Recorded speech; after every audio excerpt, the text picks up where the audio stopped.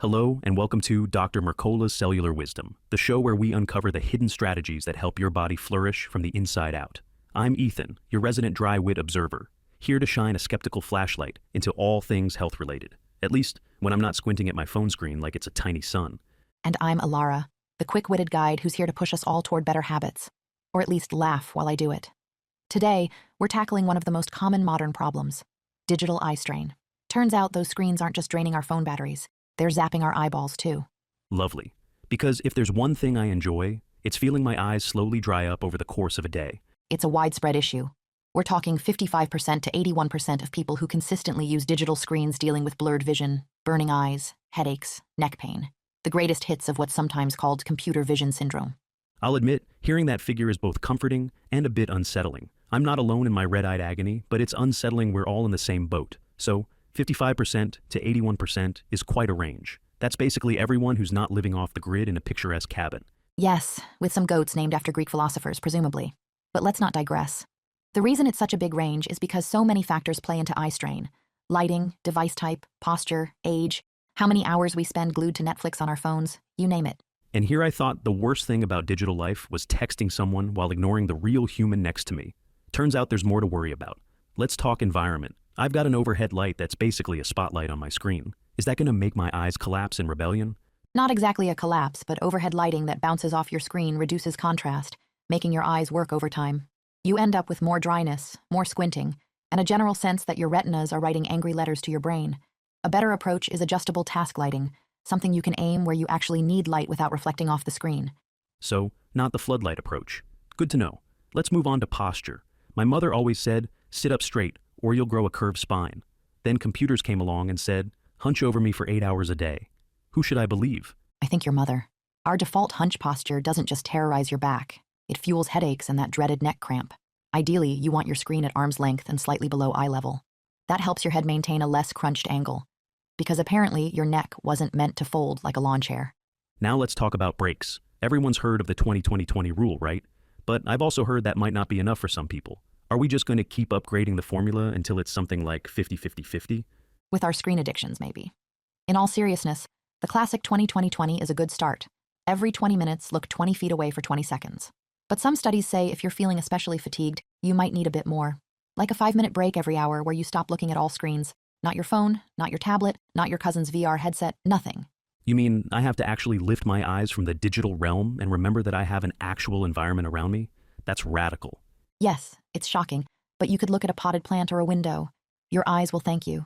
Blinking is important too because we blink way less when we're staring at screens. If you can't remember the last time you blinked, that's your first clue something's off.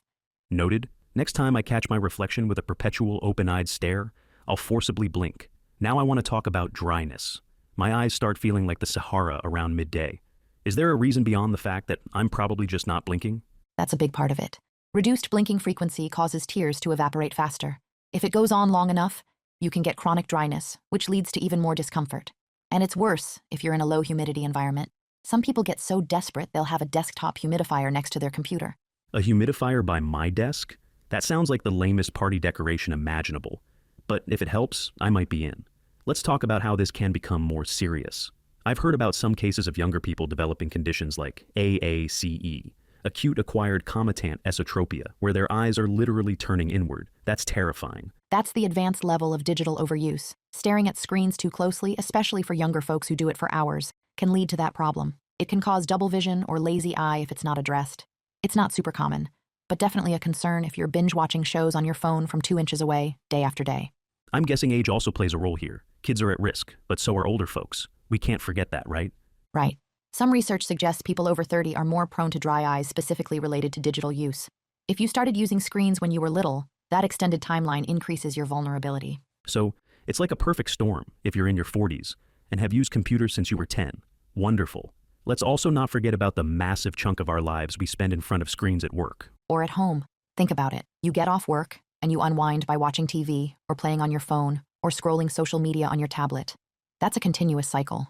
Studies show people spending 4 or more hours a day on screens have significantly higher risks of developing dry eye syndrome, plus it messes up your sleep. And if we don't sleep well, everything else suffers. Metabolism, mood, and possibly the urge to buy late-night online deals we don't need. That's a trifecta of regret. Did Dr. Mercola's insights mention anything about other health effects beyond just eye dryness and headaches? Yes, they do. Neck, shoulder, and back pain can emerge from poor posture at your desk. There's also something called screen dermatitis, where the skin gets red and irritated, probably from the combination of screen light and dryness.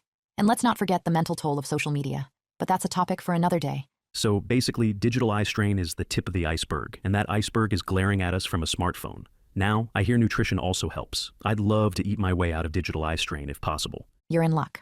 Nutrients like anthocyanins, found in colorful berries, can help reduce eye fatigue and improve the function of your eye muscles. Bilberry extract in particular has been highlighted for helping eyes recover after short periods of screen use. Then there are carotenoids, lutein and zeaxanthin, found in things like egg yolks and leafy greens. These basically act as internal sunglasses, filtering out some of the blue light bombarding our eyes. Egg yolks as internal sunglasses? That's quite an image, but I like the idea. Anything to keep my retinas from staging a revolt. Don't forget to limit your intake of polyunsaturated fats, especially linoleic acid found in seed oils. That's because your eyes can be especially vulnerable to oxidative stress from those fats. Avoiding processed foods helps keep those damaging factors lower. So basically, no triple fried onion rings to go with my bilberry smoothie. Life's about balance, I suppose. Indeed. With that in mind, let's do a quick recap of some practical tips. First, schedule those eye breaks. Even if it's 5 minutes every hour, it's worth it. Second, watch your lighting. Overhead glare is your enemy. Get a desk lamp you can angle, or at the very least, close the blinds if the sun is reflecting off your screen. Keep your screen at the proper distance, about an arm's length. Slightly below your eye level is the sweet spot. No more craning your neck like you're scanning for UFOs. Fourth, remember to blink like a normal human being, or do blinking exercises if you find yourself lost in digital wonderland. Just maybe don't do it so aggressively that people in the office think you're practicing Morse code. And while we're listing out tips, get some fresh air. Spending time outdoors helps your eyes focus at longer distances. Distance vision is like a mini vacation for your eye muscles. Nature is basically an all-inclusive resort for our retinas. I guess that's one more reason to go outside, besides checking if the sun still rises every day. What about kids? You mentioned children can be particularly susceptible. How do we handle that? Monitor their screen time, encourage breaks, and make sure they get plenty of outdoor play. They don't always articulate eye fatigue, so be proactive. If they're squinting at the tablet or complaining about headaches, it's time for a screen break. All right, next question in my mind. How do we know if it's genuinely digital eye strain or something else? I suppose it's typically pretty clear if your symptoms ramp up after hours of screen use, right? Exactly. If the second you pry yourself away from the screen, your eyes feel less fatigued, that's a clue. Common signs are blurry vision, dryness, headaches, and that feeling like you need toothpicks to keep your eyelids propped open.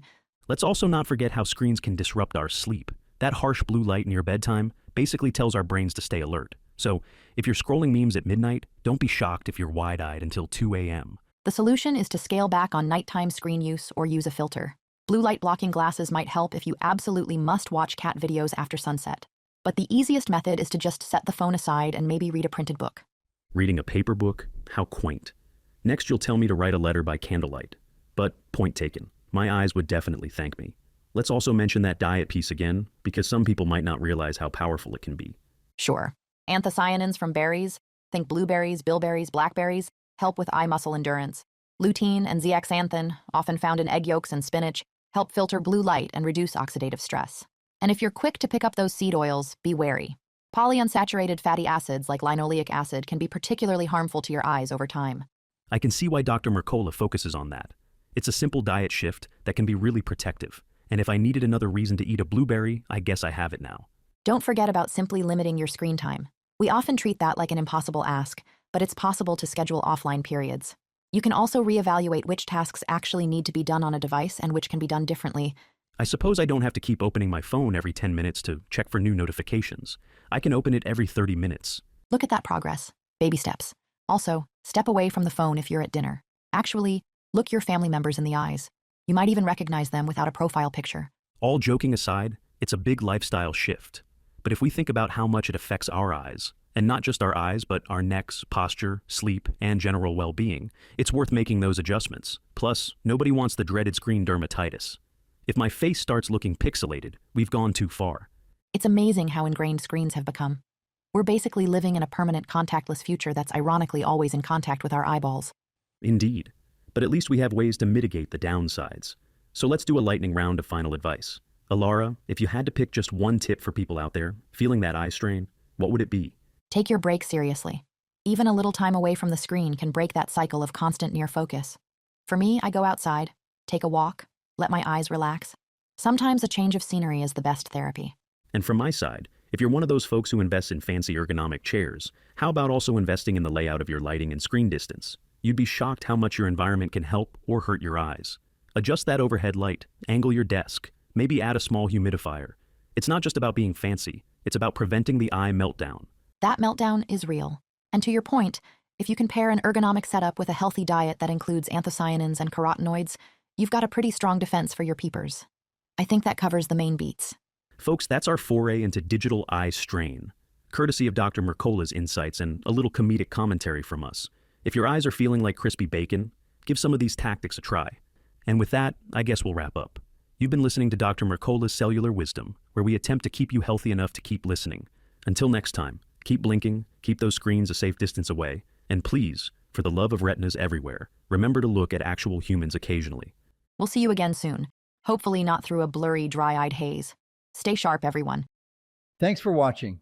Subscribe now and click the notification bell so you never miss an update. See you in the next video.